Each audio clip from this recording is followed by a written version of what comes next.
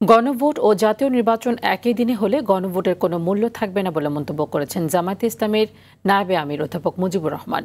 বলেন, নির্বাচনের আগে গণভোটের বিরোধিতাকারীরা গণতন্ত্রে বিশ্বাসী নয়।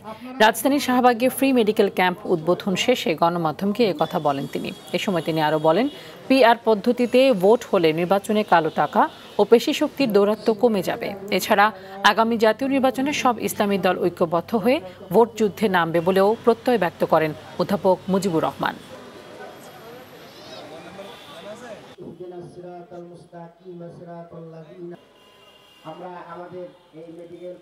একদল দাবি করছে একই দিনে জাতীয় সংসদ হবে, পিআরটা হবে।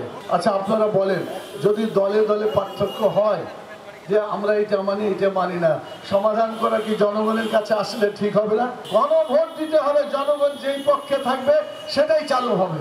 কিন্তু যারা গণভোটকে চাই না, তার মানে হচ্ছে গণতান্ত্রিক চেতনা তারা হারিয়ে ফেলেছে। সেই গণভোটের মর্যাদা প্রতিষ্ঠা করলে সমস্যার সমাধান হবে।